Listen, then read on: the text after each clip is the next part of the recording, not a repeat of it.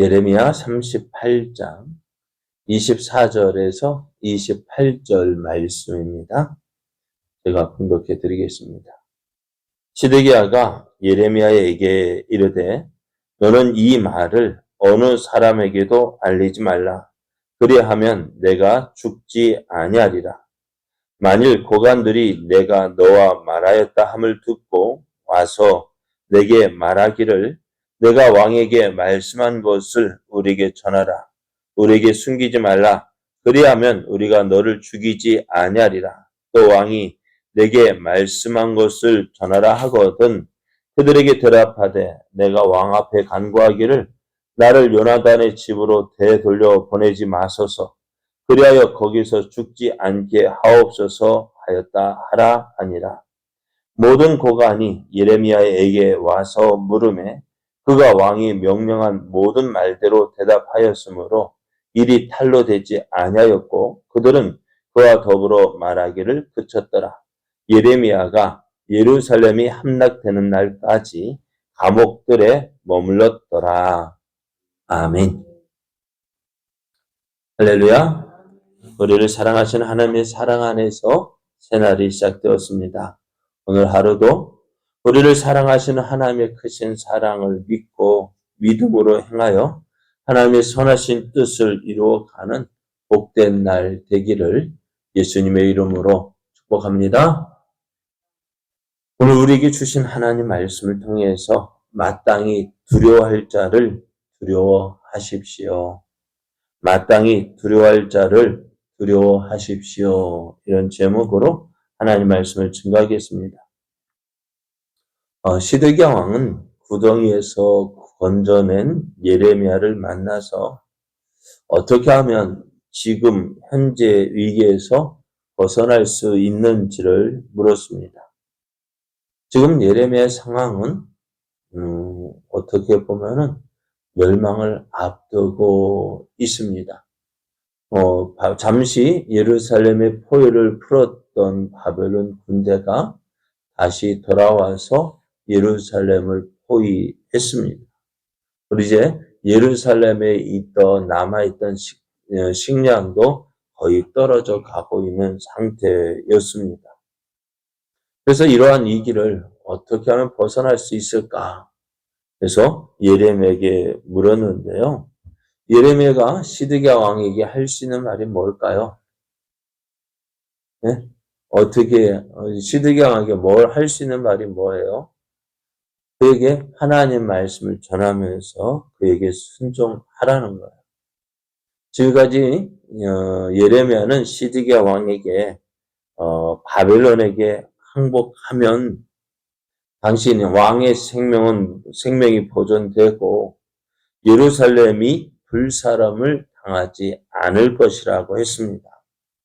그러면서 만약 그럼에도 왕이 바벨론에게 항복하지 않으면 예루살렘은 바벨론에게 정복되어지고 그들의 손에 의해 불사름을 당할 것이고 당시 시드기야 왕은 바벨론의 손에서 벗어나지 못할 것이다 라고 했습니다. 자, 지금 시드기야 왕이 듣고 싶은 말이 뭘까요? 어떻게 하면 이 위기에서 예루살렘을 지켜낼 수 있을까? 그것은 그러나 이제 하나님께서 그 답을 말씀해 주셨어요. 어떤 답? 항복해라.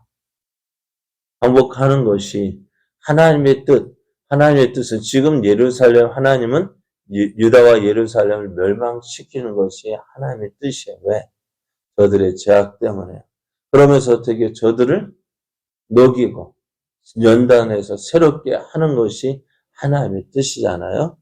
그래서 진작 바벨론에 회복하면은 그 이스라엘은 어떻게 될까요? 유다와 예루살렘은 항복하게 되어지면은 그렇게 많은 큰 피해를 보지 않고 이제 바벨론에 정복되어지고 그런 가운데서 하나님의 뜻대로 되어질 것인데요. 그런데 항복하지 않으면 어떻게 해요? 결국 바벨론에게 정복된단 말이에요. 그러나 어떻게 돼요? 큰 피해를 입게 된다는 사실을 말씀하고 있어요. 하나님은 심판하시는 가운데서도요, 어떻게요? 심판하시지만 그 심판하시는 가운데서도 그 사랑하는 자들을 지켜주시고 보호해 주시는 거예요. 이제 지금 시드기야 왕에게 필요한 것은 다른 것이 아닙니다. 무엇일까요? 순종입니다. 하나님 말씀에 순종하는 것입니다. 그럼에도 이제 시드기야 왕은 순종하지 못해요. 왜 순종하지 못하느냐? 지금까지 시드기야 왕이 펴왔던 정책 때문입니다. 지금까지 시드기야 왕은 바벨론을 반대하고 애굽을 찬성하는 반바벨론 친애굽 정책을 써왔어요. 근데 어떤 사람들은 우리가 지금 애굽과 친하게 지낼 것이 아니라 바벨론과 친해야 된다. 바벨과 합친을 맺어야 된다라는 사람도 있었어요. 그러나 이 시드기야 왕은 이런 사람들, 그러니까 지금 우리가 바벨론과 합친을 맺어야 한다라는 그 사람들을 그 주장을 무시하고 또 그들을 가혹하게 대했기 때문입니다. 그래서 그 사람들 핍박했어요. 결국 몇몇 사람들은 이 시드기야 왕을 피해서 바벨론에 항복한 사람들도 있었던 것입니다. 그런데 지금 그런 정책을 써왔는데 지금 내가 바벨론에게 항복하면 어떻게 될까요? 바벨론에게 항복하면은 내가 전에 핍박했던 사람들, 그 사람들 봐라. 진짜 우리 말을 듣지 하면서 어떻게 될까요? 이 시드기야 왕을 조롱하는 것을 그 사람들에게 조롱받을 것이 두려웠던 거예요. 그래서 지금 주저하고 있는 건데요. 결국 어떻게 되어져요? 시드기야 왕은 이 마지막 경고입니다. 지금이라도 늦지 않았다. 지금이라도 항복하지 않으면 지금이라도 항복해야 된다 하는 그 말에 불순종을 합니다. 결국 어떻게 되어져요? 유다는 예루살렘은 하나님의 심판을 받고 멸망하게 되어집니다. 이제 예레미야의 말을 들은 시드기야 왕은요, 예레미야를 돌려보내는데요. 시드기야 왕은 예레미야를 돌려보내면서 자신과 만나서 한 그 모든 대화를 뭐하라고요? 비밀로 하라라고 이야기합니다.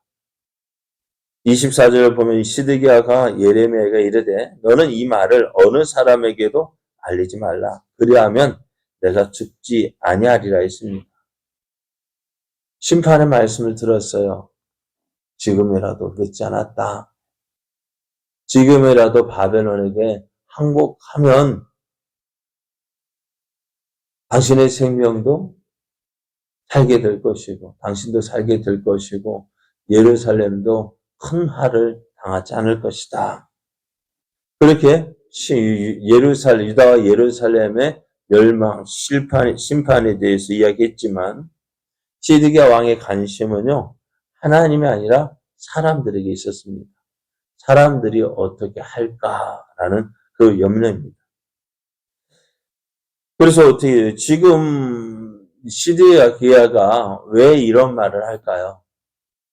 왜 이런 말을 하냐면은 지금 시드기야 옆에서 힘을 가지고 있는 권력가들, 그 힘을 가지고 있는 사람들이 대부분이 어떤 사람들이냐? 반바벨론 친애굽주의자들입니다. 그런데 지금 예레미야가 시드기야 왕이요, 바벨론에게 항복하는 것이 좋겠다. 그것이 하나님의 뜻이다라고 이야기했다고 한다면은 어떻게 될까요? 반바벨론 정책을 반바벨론주의자 또 친애굽주의자 그들에게 어떻게 이 예레미야는 죽일 사람이 되어지는 거예요. 사실 시드기야 왕은요 어떻게 보면은 힘이 없었어요. 네. 물론 바벨론 왕 느부갓네살에 의해서 그의 조카 여호야긴을 대신해서 유다의 왕이 되었습니다. 그러다 보니 어떻게요? 권력이 저거 바벨론에서 세워진 왕. 그러다 보니 힘이 없었고요. 또 그러다 보니 어떻게 돼요? 지금 주변에 있는 고관들, 그 고관들에 의해서 어떻게 해요? 어쩌면 눌려 있는 상태였던 거예요. 앞에서 예레미야가 그 구덩이에 갇힐 때에 38장 1절을 보면은 4명의 고관들이 나옵니다. 그 고관들이 시드기야 왕에게 왕이시여 이 예레미야 그냥 두면 안 되겠습니다. 예레미야를 죽입시다 할 때에 시드기야 왕이 뭐라 했습니까? 야, 너희들 하고 싶은 대로 해. 왜 그랬을까요? 힘이 없으니까. 이런 모습은 어떻게 보면은 우리가 병자호란을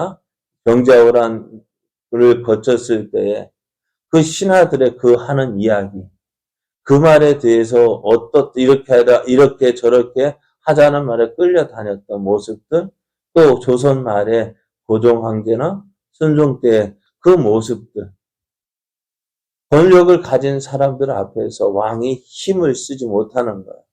그런 모습과 같았다는 거예요. 그러다 보니 어떻게 시드기야 왕은 왕이 있었지만은 그가 정말 누구를 두려워하느냐? 이 권력을 가진 이 그 고관들 앞에서는 아무런 힘도 못 썼던 거야. 그러니 그런 고관들에게 예레미야가 너가 이런 정책, 바벨론에게 항복하라라고 라는 말을 했다면은 너는 예레미야는 어떻게요? 죽임을 당할 것이 분명하기 때문에. 그래서 시드기야 왕은 바벨론에 항복하라는 그 하나님의 말씀을 듣고도 순종하지 못했습니다. 왜요? 하나님보다도 누가 더 두려웠던 거야? 사람이 더 두려웠던 것입니다. 또 이것은요. 하나님을 믿지 못했다는 증거입니다. 하나님을 믿지 못하니까 어떻게 해요? 그 말씀을 순종하지 않는 거예요. 결국 유다는 어찌 되어질까요? 자, 예레미야가 왕 앞에서 나왔을 때 고관들이 예레미야에게 와서 야, 너 왕 앞에 가서 무슨 이야기 했느냐? 라고 묻습니다. 그래 예레미야는 왕이 시켜준 말을 했습니다. 나를 다시 그 요나단의 집으로 되돌려 보내지 마라. 그 구덩이 속에 나를 집어넣지 말아 달라. 그렇게 부탁을 했다라고 이야기를 합니다. 그래서 결국 예레미야는 그 위기에서 벗어납니다. 그러나 어떻다고 지금 예레미야 형편은 좋아지지 않아요. 예루살렘의 모든 양식이 떨어질 정도가 되었다는 것입니다. 예루살렘, 보십시오. 39장 1절을 보면은 어떻게요? 예루살렘이 멸망하게 됩니다. 자, 오늘 왜 예루살렘이 멸망하게 될까요? 왜 예루살렘이 함락할까요? 네. 그렇잖아요.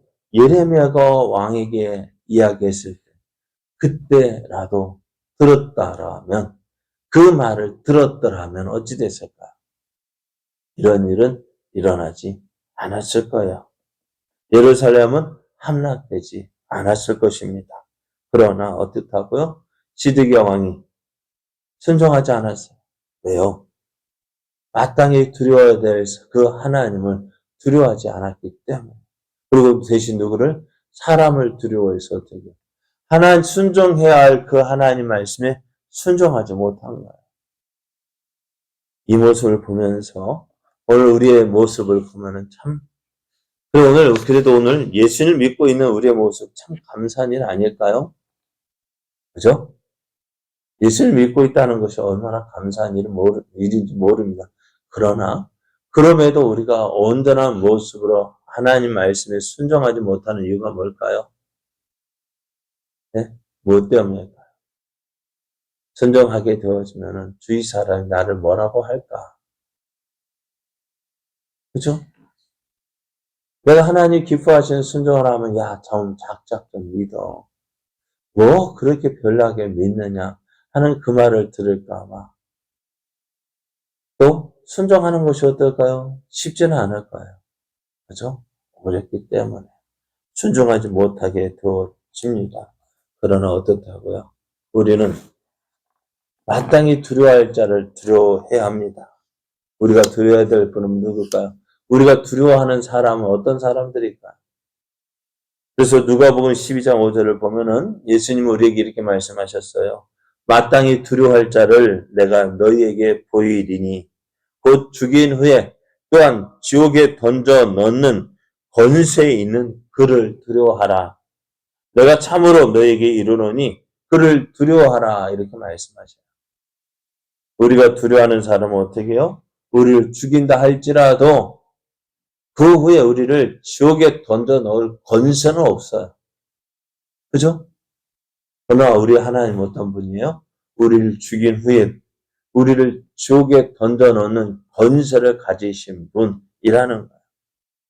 누가 또 누구를 더 두려워해야 될까요? 그렇죠? 살아계신 하나님이십니다. 그 하나님 앞에서 우리가 살아가는 거예요. 우리가 하나님을 기쁘시게 하나님을 믿고 하나님을 기쁘시게 할 때 어떨까? 하나님 우리를 결코 버리지 않습니다. 우리를 결코 홀로 내버려 두지 않습니다. 저들은 우리를 어디까지 할 수 있어요? 예? 저들은 우리 대적들은 우리를 어디까지 할 수 있어요? 우리 생명 죽이는 데까지는 할 수 있어요. 우리를 죽일 수는 있지만 우리 영혼은 어떻게 해요? 지옥에 던져넣지 못한다고. 누구의 힘이 셉니까? 사람의 힘이 셀까요? 하나님의 힘이 셀까요? 누가 더 권세 있을까요? 그런데 어떻습니까? 정말 우리는 하나님을 두려워하고 있습니까? 사람을 두려워합니까? 하나님을 두려워합니까? 그렇게 해야죠. 그런데 안 하니까 문제. 그렇게 안 하니까 문제죠. 오늘 시드기왕도 이것이 우리가 살 길이다 알았지만 어떻게 해요? 안 했어요. 왜요? 왜요? 사람이 두려웠던 거예요. 그러나 우리가 정말 두려워할 대상은 살아계신 하나님이십니다. 그래서 우리가 어떻게 해요? 그 하나님 앞에서 행해야 됩니다. 그 하나님을 기쁘시게 하는 삶 살아야 됩니다.